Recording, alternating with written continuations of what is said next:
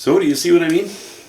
I've left this mostly alone, organized it a little bit. Probably will organize it a little more, but I don't want to kill it. I don't want this to be the same as this. But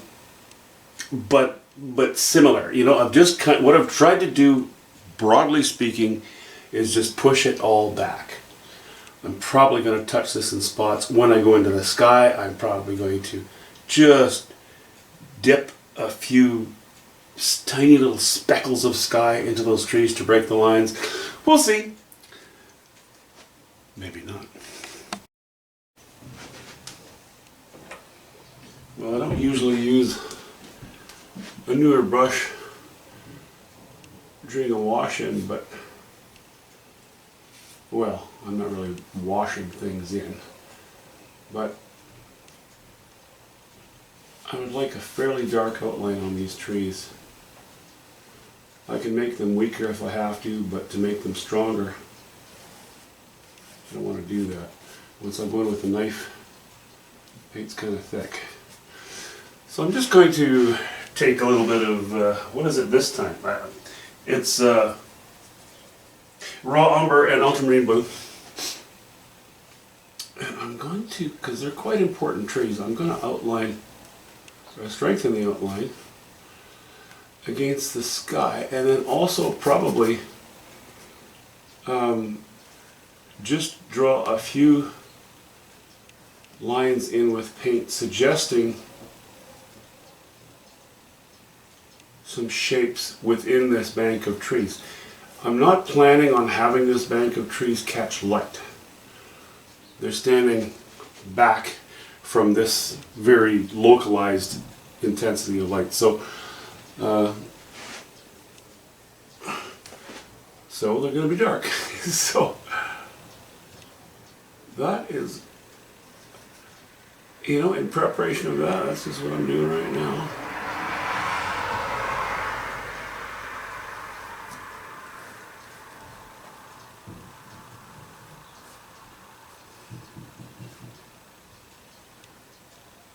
And when you go in with a knife, because I want this so dark, I want at least the outline to be darker than the mass of the trees. I also know that around these trunks, for the most part, when you start to see those trunks, you're looking into the tree, which will be in shadow. So my value on these trunks is probably a little too high, but I'm not too worried about it. So then, you know, I kind of like to have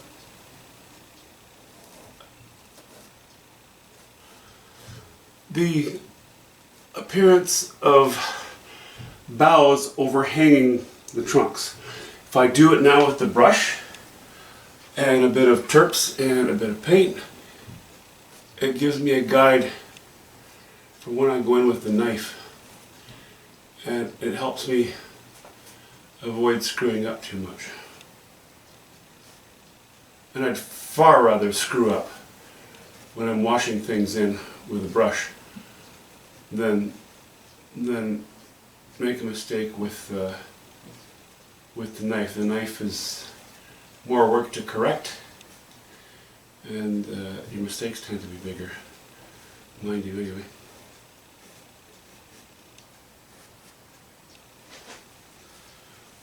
Okay, I'm just going to thicken these lines against the rocks a little bit.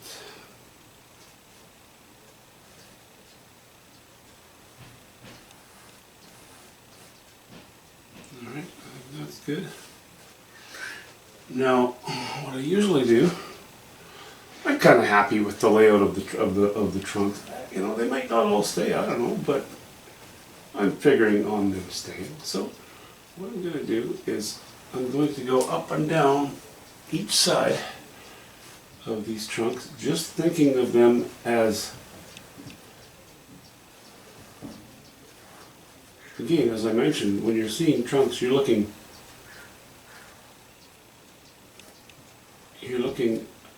into the trees a little bit. So you're already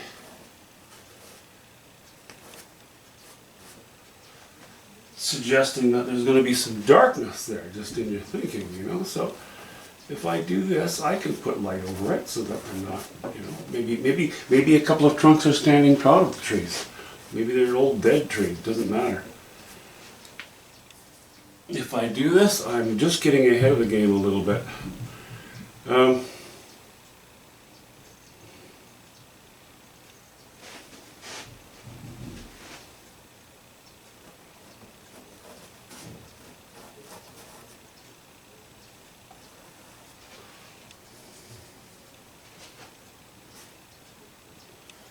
know, as they say about authors,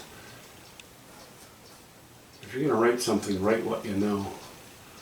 Same thing goes for painters. If you're going to paint something, paint what you know.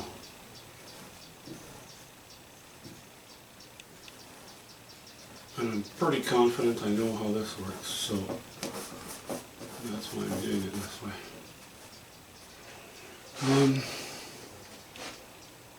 Yeah, I'm going to cut across that trunk. I'm not sure that's going to be foliage in front. Excuse me. And yes, I added this little one that I'm going over right now.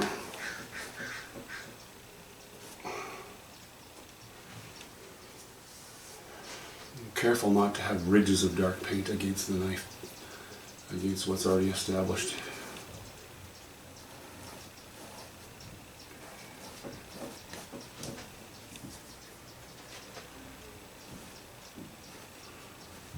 Yeah, this is just...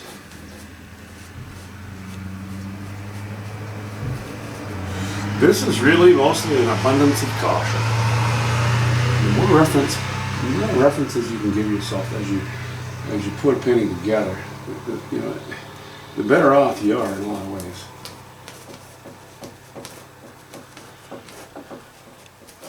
I'm just going to throw a few extra lines in here, again to suggest where I might end foliage or begin foliage or what have you. Add in or take away foliage.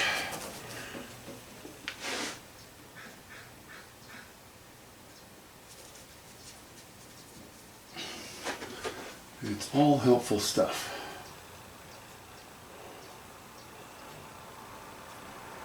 And it's not necessarily all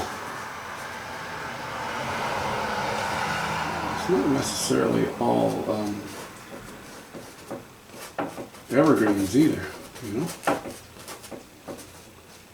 You can do all kinds of things with this stuff. Make it up as you go, man. It exists in nature. That's the beautiful thing about nature. It's like the light in this painting, you know. You go into nature and you say, okay, well, the light's coming from this direction, so this is the way I'll paint this and that. But you could have direct light behind numerous layers of clouds, you know, and the farther away you get, you see, okay, there's a sunburst way in the distance. But that sunburst might very well be reflecting. You know, it might be a distant, faded off thing that you don't see too much of, but as you come closer, that sunburst could reflect off of a massive billowing cloud or thunderhead that's behind you. So you have a source of light in one direction, and then it reflects off a source of light in another direction, and then in other areas you have light dappling through trees. Nature is so much more sophisticated than I think people often give it credit for, which is actually kind of cool because it frees you up to use your imagination.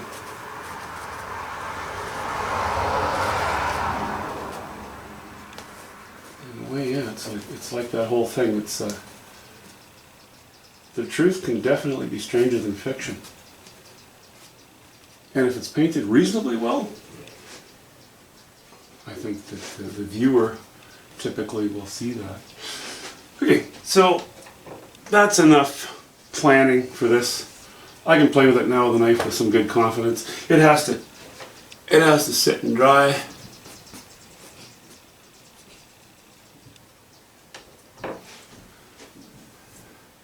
For the moment.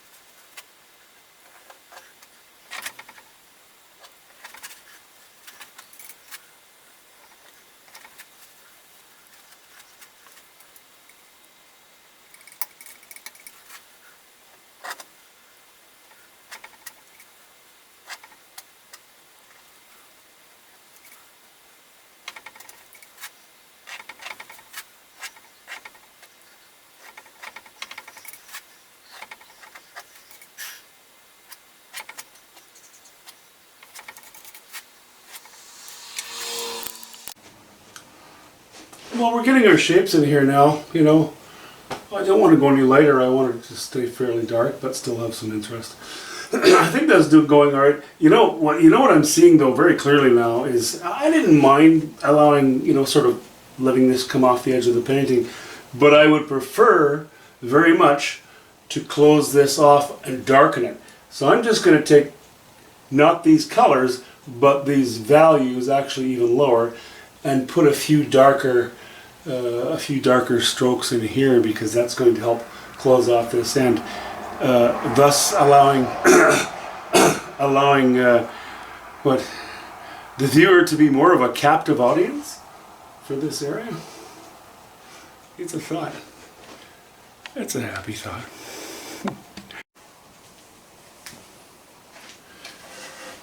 Well, I can't say that the painting absolutely needs this, but I think the painting will benefit from it. I think it'll make the painting a better painting. And yeah, I know. This was darker here in this area. It was closing things off more. And then I lightened it up. And now that I have the area above it painted, I'm going to darken it again. So, that's what I'm doing. I am playing. Funny how that works sometimes. And yeah, the painting doesn't need it. But if you're confident that you can make whatever you're working on even better, well, I'm not sure how it's possible to cause harm. Whoops, that's too late.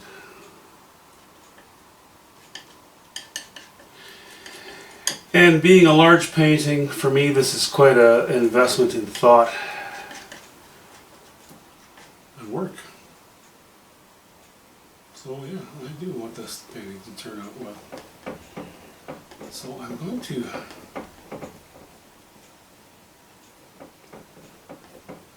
play with this and see how it goes, but I am definitely going to put my money on closing this off to draw more attention to this. It just simply supports the painting. I think I said that a few minutes ago. My goodness, I repeat myself a lot. Okay, and this is ultramarine blue and cobalt. No, ultramarine blue, yellow ochre, and a bit of red sienna. A little higher in value as we approach these rocks. I still want that line defined reasonably well.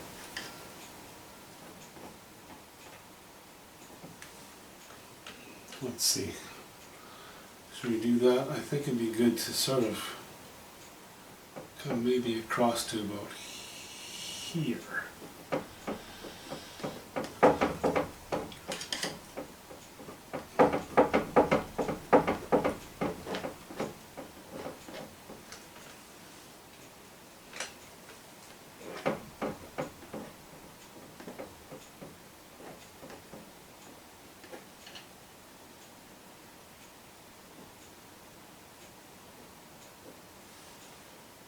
Okay, stop with the little slivers, Phil. Don't do that.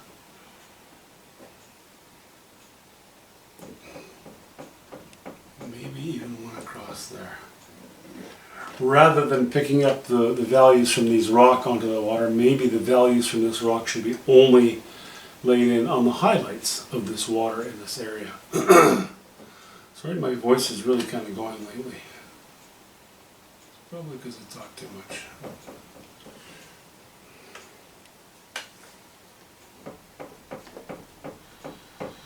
Now we got a few cool wet nights in our area right now, so that gives me enough confidence to lay this on. And I'm doing this in the evening, and by tomorrow morning I think it'll still be just fine to work on. Okay. I'm going to feather it from here to here, but I want to lay in the darkest spot to begin with, just to sort of establish that area of dark paint.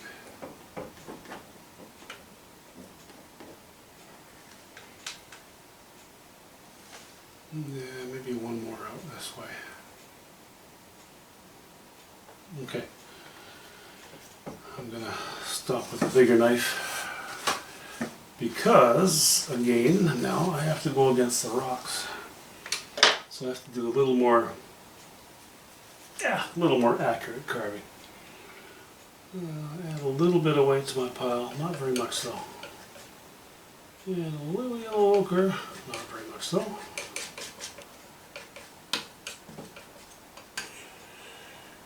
Okay, we'll just start right here.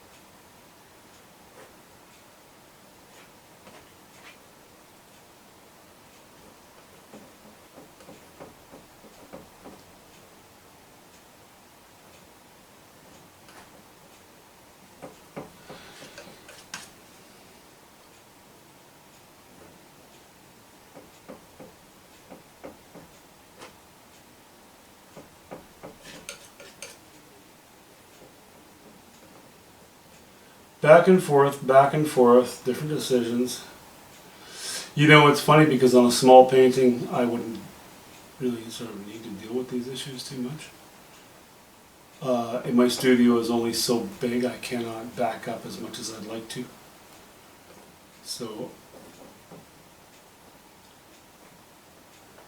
that's probably part of my problem right now.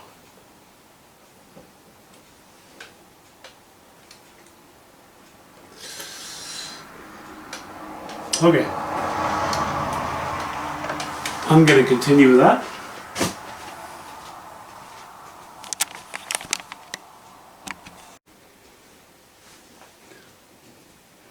Okay, now on that lower left hand corner, that is much closer to what I'm after. Pretty happy with how that turned out so far. That's really going to be close to how it ends up. Okay, just a quick look around. Those trees will probably need a little touch or two. Save that for step 6. And I gotta paint in some of these dark areas too. A bit of odd looking diamond there, but that's okay. They'll get paint in the shadows. Yep, the water is good. I'm quite happy with that. How that's come along. I'm losing my voice here. It's gotten a little bit smooth over to the right, but that's okay. Again, step 6. I'm just calling it step 6. Even if I do a painting in 12 steps, I still call the last step step 6. If I do it in 2 steps, I still call it step 6. A little more shadow to be painted. You know, just dribs and drabs here and there. Okay, well, it turns out I've got I got a few chores to do today. Various things. So, I might get going on the rest of the clouds up there later. If I'll do, I'll publish it tonight or tomorrow. Okay. Yeah. All in all, so far so good. Thanks.